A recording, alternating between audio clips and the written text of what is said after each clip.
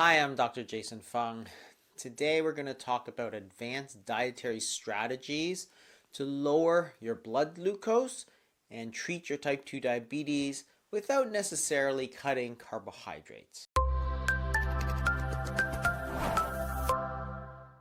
When we think about the disease of type 2 diabetes, remember that we're talking about a disease where our body simply has too much sugar. Carbohydrates, that's starches such as potatoes, rice, and bread, they contain glucose. That's their chemical structure. There's nothing you can really do about it. So when you're eating carbohydrates, you're eating glucose, and therefore your blood glucose will tend to go up. So one of the dietary strategies that is very effective is to reduce the total number of carbohydrates that you're taking. So a low carbohydrate diet can be very effective. The second thing we talked about previously is intermittent fasting. And again, you're not eating anything and you're giving your body time to burn off that glucose. Third is to eat more fiber, because even though they are a type of carbohydrate, they're not absorbed, and therefore it doesn't contribute to the total body glucose. The fourth thing that you can do is to eat natural unrefined carbohydrates, and that is those with a low glycemic index. One of the things that distinguishes them is how quickly those carbohydrates are absorbed in the body. If you take white flour, a lot of the protein has been taken out, a lot of the fiber is taken out, the fats, and it's grind up into a very, very fine powder. So when you eat it, it gets absorbed very quickly. This makes a huge difference to how high that blood glucose rises. This study by Dr. Ludwig from Harvard compared 3 different meals, all of the same calories. A high glycemic index breakfast, which was instant oats, a medium glycemic index breakfast of steel-cut oats, and remember, the high and medium glycemic index not only have the same carbohydrates and calories, but they're actually the same food. They're just prepared differently, and this is what is called the food matrix. The way that the food is processed makes it easier to absorb, which has a much higher effect on the raising the blood glucose. And there was a low glycemic index breakfast of vegetable omelet, which is lower in carbohydrates, about 40% versus 65%. The change in the blood glucose is very different between all 3 meals. As expected, the high glycemic index meal is going to shoot up the blood glucose, as did the medium glycemic index. But look at the difference. When your body absorbs all those carbohydrates instantaneously, you get a very massive high peak in blood glucose, but then it just crashes and it goes much below normal. And what happens when the blood glucose goes down below normal is that you start to get hungry. And the low glycemic index, which of course had a much lower peak in glucose and also a much smoother blood glucose rise. At lunchtime, what they found was that the people who ate a high glycemic index breakfast, the instant oats, were much more hungry, and therefore they ate much more. When they're allowed to eat what they want, they ate 81% more calories than the low glycemic index group and 53 more calories than the medium group, even though these were exactly the same foods. And that shows you the difference between fast carbs and slow carbs.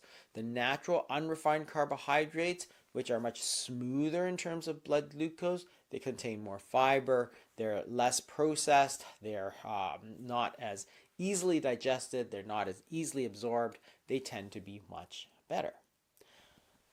The fifth thing you can do is to eat the carbohydrates last. And it doesn't always seem intuitive, but you have to remember that when you eat the carbohydrates first, what happens is that your body can absorb those carbohydrates very, very quickly. The reason is that the foods don't go from our mouth into our intestines where they're absorbed. They're actually held in the stomach. The stomach is the sort of reservoir for the food, because as we're eating the food, we're eating it much faster than our intestines, the small intestines and large intestines, can actually absorb. So if you eat pure carbohydrates, such as a slice of bread at the beginning of the meal, it goes into the stomach, and the stomach is going to hold it. Then when the stomach pushes it out, it's sort of 100% carbohydrate. When it's 100% highly refined carbohydrate, the blood glucose is going to spike. If you eat proteins and vegetables first, What happens is that by the time you get to the carbohydrates at the end of the meal, when it goes into the stomach, it's actually going to be mixed around with all those proteins and fats and vegetables and all that sort of thing. When the stomach pushes out a bolus of food into the intestines for it to absorb, there's a bit of protein, there's a bit of fat, there's a bit of carbohydrate. So therefore, that blood glucose rise is much, much slower, and that makes a big difference. The average serum glucose was much, much lower when you ate the carbs last versus eating the carbs first, even though the two groups of people ate exactly the same meal. It was the food order that made a difference. In this follow-up study that they did, they showed again, if you ate the carbs first, which was bread and orange juice, you got this massive spike in your blood glucose, and then it just crashes to the bottom. When it crashes, you're going to get hungry, which is going to make you go look for food and something to eat, as opposed to eating the chicken breast first or the broccoli first and then the bread last. You see that the blood glucose is much smoother despite the fact that both groups ate the exact same meal. Number 6, don't eat naked carbs. You can add something like vinegar or acidic foods to actually slow down the absorption. They did a very interesting study where they compared bread and bread with lemon juice. And the idea is that organic acids are going to inactivate some of the salivary amylases, which are the digestive enzymes in our saliva that breaks down carbohydrates.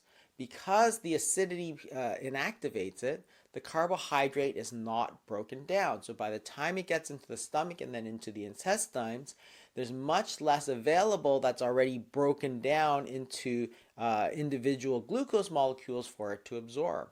So what they found is that the amount of starch that is going to be released is much, much lower. And that not only works with lemon juice, but also all kinds of acids. So acetic acid, which is vinegar, or lactic acid, which is fermented and pickled foods, can also have this effect. This is a study where they looked at bread with butter versus bread alone.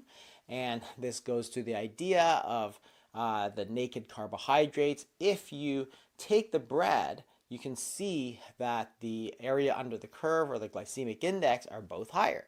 Glycemic index of 71. When you eat it with the butter or with olive oil, for example, you can drop it to 50, which is almost a 1/3 drop in the glycemic index simply by taking some olive oil with the bread.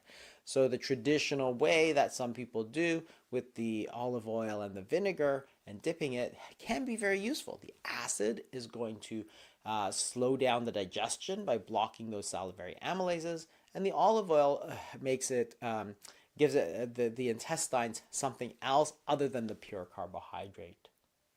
Number 7, add resistant starch. Resistant starch is a form of starch that your body cannot absorb. So starches are glucose.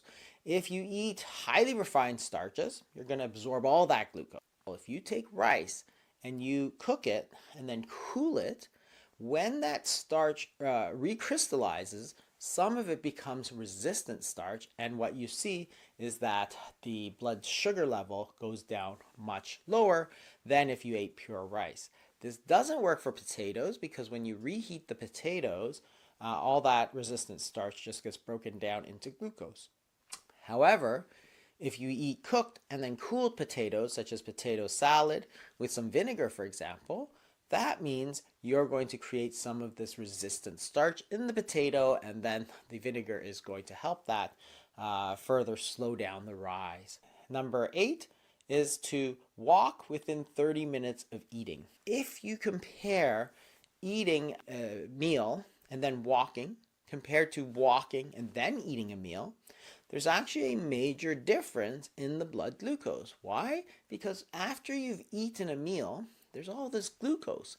And when you walk, you're going to encourage your muscles to start burning that glucose rather than storing it away. And because you don't want to store as much of it away, your insulin levels are going to fall. So for example, in this study, they found that when you had a walk before the meal, it didn't really do much to the blood glucose.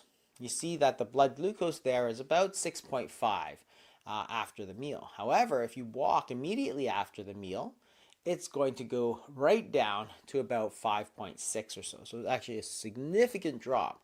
If you wait 30 minutes, it's sort of in between, and the longer you wait after the meal, the less effect you're going to get. And number 9, don't eat the late carb heavy meal.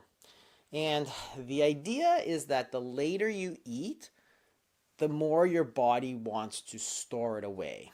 Because after you eat, you're going to go to sleep, and therefore the body knows this, and therefore it's going to tell your body to store more of it away, and we don't want to store it away.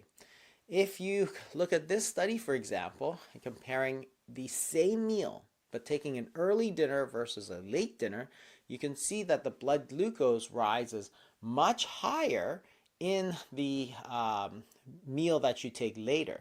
And the difference is only a few hours. It's a difference between a 9 p.m. dinner and a 6 p.m. dinner.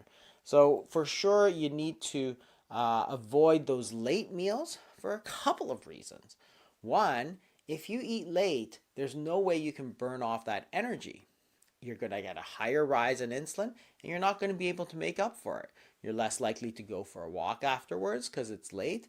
And then the third thing is that you're not going to be able to make up for it by eating less. If you eat a big breakfast, for example, you can always make up for it by eating less at lunch or dinner.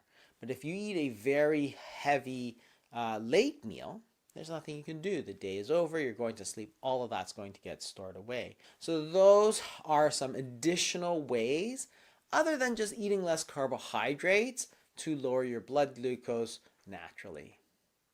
Thanks very much. We'll see you next time.